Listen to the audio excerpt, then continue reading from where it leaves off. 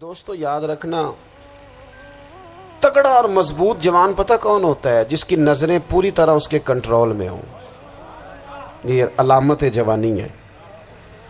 جس آدمی کا پوری طرح، دو لوگ دنیا میں کبھی کوئی کارنامہ سر انجام نہیں دے سکتے، ایک جو حرام کھاتا ہو، ایک جس کی نظر ناپاک ہو۔ محمد بن قاسم جب یہاں آئے تھے نا، تو ایک دن بڑے پریشان تھے، تو ایک بزرگ کہنے لگے آپ کیوں پریشان ہیں؟ کہنے لگے راجہ دہر سے مقابلہ ہے اور ہماری فوج تو سندھ کے رستے بھی نہیں جانتی، زبان بھی نہیں جانتی، لڑیں گے کیسے؟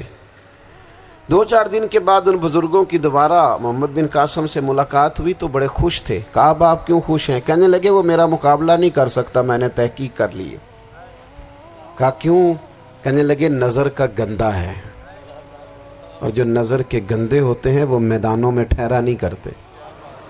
میدان کے لیے نکلنے کے لیے پاک جوانی کی ضرورت ہوتی، تطہیر مزاج ہونا ضروری ہوتا ہے، پاکیزہ افکار اور سچی اور سچی ستھری سوچوں کا ہونا ضروری ہوتا ہے۔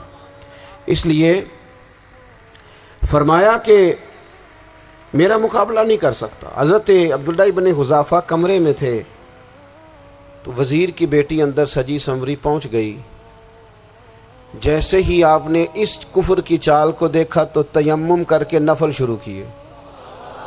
وہ ساری رات بیٹھی رہی، رب کا بندہ ساری رات عبادت کرتا رہا۔ عبادت بڑا سہارا ہے، مصلی بڑا سہارا ہے اللہ کے بندوں۔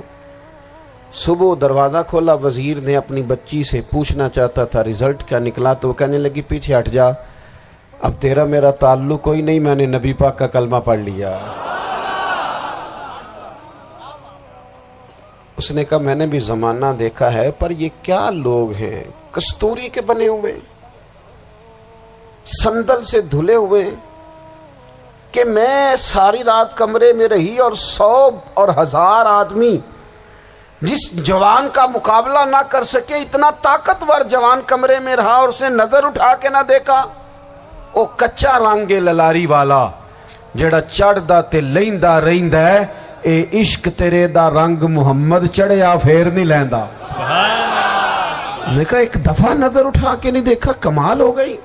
اتنے بڑے لوگ، اتنی بڑی سعادت مندی، فیروز بختی، معاملہ فہمی حد ہو گئی۔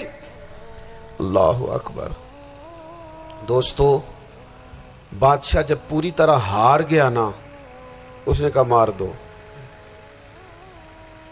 تیل گرم کیا ایک کڑاہی میں، اور جب آپ کو اس میں ڈالنے لگے تو آپ کی آنکھوں میں آنسو آ گئے۔